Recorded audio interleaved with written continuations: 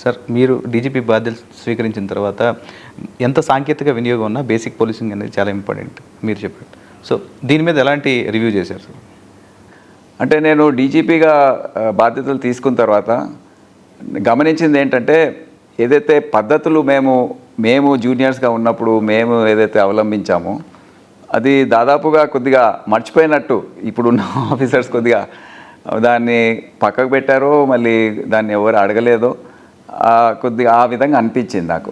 So ఇప్పుడు ఏదైనా మేము ఎంత సాంకేతిక పరిజ్ఞానం వాడుకున్నా బేసిక్ పోలీసింగ్ అనేది మర్చిపోలేము ఎట్టి పరిస్థితుల్లో. ఎందుకంటే అది మాది బ్రెడ్ అండ్ బటర్ అంటారు చూడండి. అది చేయకపోతే మేము పోలీసింగ్ చేసినట్టే కాదు. ఉదాహరణకు పెట్రోలింగ్ ఉంటుందండి, దినంలో పెట్రోలింగ్, నైట్లో ఇంకా ఎక్కువ గస్తీ తిరగాలి. అది తిరగకపోతే దొంగలు రెచ్చిపోతారు. ఇప్పుడు ఎస్పీలు ఉన్నారు, సిపిలు ఉన్నారు, వారు పబ్లిక్ని కలవకపోతే 3 to 5 అనే టైం ఫిక్స్ చేశాం.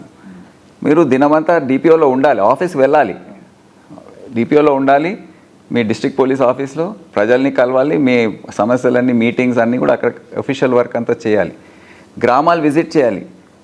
మీ ఒక నెలకు 2 సార్లు పోలీస్ స్టేషన్స్ విజిట్ చేసి హ్యాండ్ రిటన్ నోట్స్ రాయాలని చెప్పాను.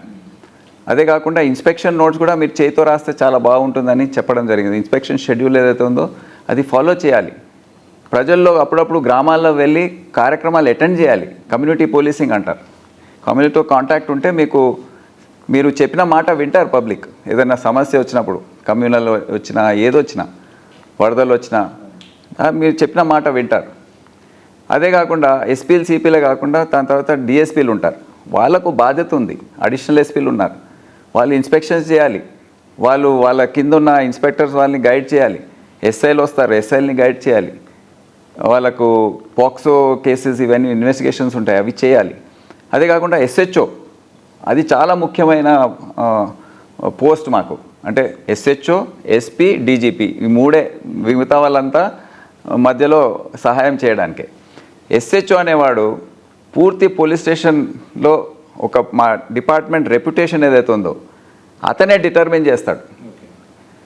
ఎస్హెచ్ఓ బాగుంటే పోలీస్ డిపార్ట్మెంట్ ప్రతిష్ట బాగుంటుంది. ఆయన సరిగ్గా ప్రజలతో వివరించి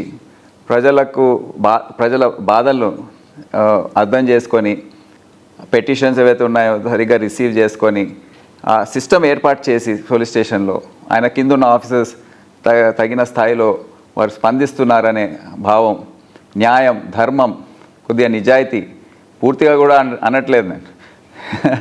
సో ఈ విధంగా కొద్దిగా విలువలు అనేది, నైతిక విలువలు పాటిస్తే ఆ ఆఫీసర్ని ప్రజలు ఎప్పుడు మర్చిపోరు. ఒక 5 సంవత్సరాల తర్వాత కూడా ఆ ఆఫీసర్ని గుర్తు చేసుకుంటారు. అప్పుడు ఆ విధంగా ఒక ఎస్ఐ, ఒక ఇన్స్పెక్టర్ పనిచేసేవాడు, ఇంత బాగా పనిచేసేవాడు అని ప్రజలు గుర్తు చేసుకుంటారు. సో ఈ విధంగా నేను ప్రతి down to the constable level వరకు మీ డ్యూటీస్ ఏంటో అనేది ఆ వీసీలో వీడియో కాన్ఫరెన్స్ ఒక 6500 ఎస్ఐ అండ్ అబవ్ ర్యాంక్ ఆఫీసర్స్తో వీసీ పెట్టి మీ బాధ్యతలు ఏంటి అనేది చెప్పడం జరిగింది.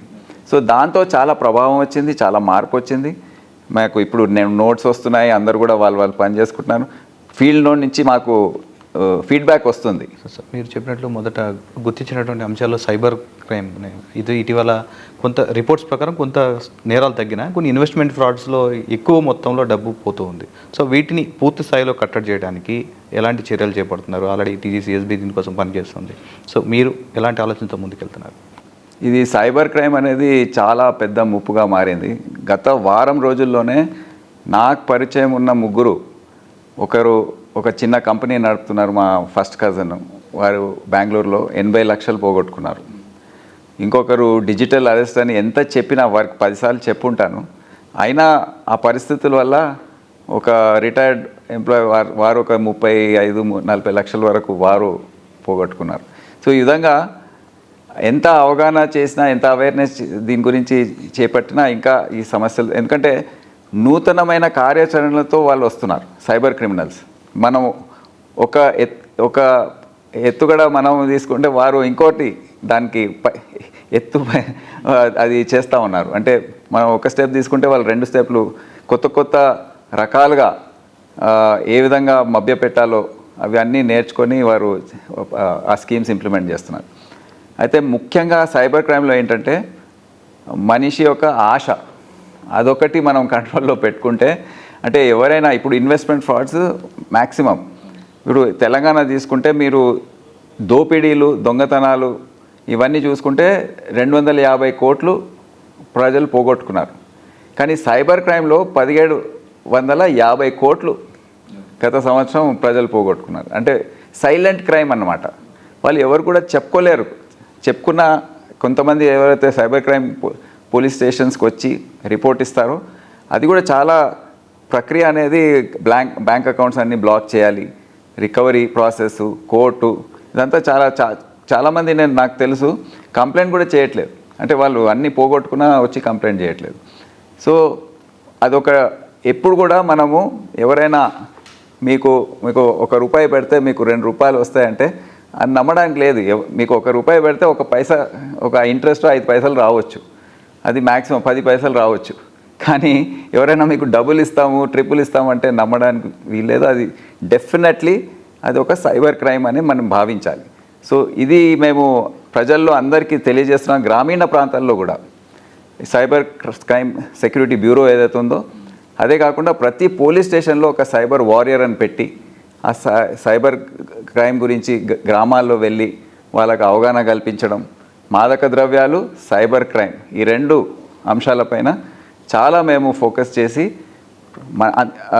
మన రాష్ట్రం గుడ్ న్యూస్ ఏంటంటే మన రాష్ట్రంలో హైయెస్ట్ రిజిస్టర్ అవుతున్నాయి. అంటే దాని అర్థము అవుతున్నాయని కాదు, అంటే మేము ఇన్వైట్ చేసి మీరు కంప్లైంట్ చేయండి అని వాళ్ళు ఇవ్వడంతో మేము దానికి తగిన కార్యాచరణ తయారు చేసి ఇప్పుడు పూర్తి అదుపు తీసుకురావడానికి ఒక పరిస్థితి ఏర్పడింది.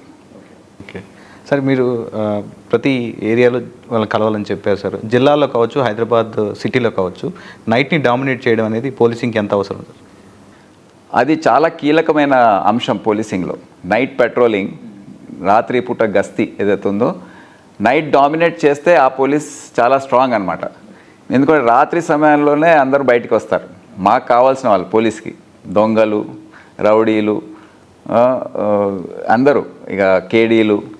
సో వారు ఇంట్లో ఉన్నారా లేదా చెక్ చేసుకోవడం, ఏం చేస్తున్నారు ఆ టైంలో, భార్య పిల్లలు ఎక్కడున్నారు, ఉపాధి కోసం వాడు ఏం చేస్తున్నాడు, సర్ప్రైజ్గా వెళ్తే ఉన్నాడా లేదా, ఎక్కడున్నాడు, ఆ రౌడీ ఏం చేస్తున్నాడు, ఈ విధంగా చెక్ చేసుకొని ఎక్కడైతే ఆ గస్తీ తిరిగే ప్రాంతం ఏదైతే ఉందో అక్కడ ఉంటే దొంగలు కూడా వాళ్ళు చూస్తుంటారు. పోలీస్ మూవ్మెంట్ లేకపోతే వాళ్ళు రెచ్చిపోతారు.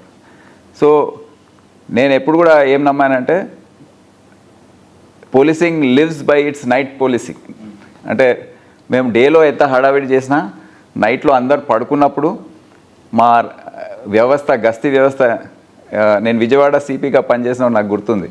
నేను 2-3 AM వరకు నేను రోడ్డు పైన తిరిగి ఎన్షూర్ చేసుకునేవాడిని. అంటే ఒక నమ్మకం అన్నమాట, ఈ నైట్ పూట మనము ప్రజల్ని కాపాడాలి, నేను తిరిగితే అందరు తిరుగుతారు ఆ విధంగా. సో అది చాలా ముఖ్యమైన అంశం పోలీసింగ్కి, ఒక గీటురాయి అని మేము చెప్పవచ్చు.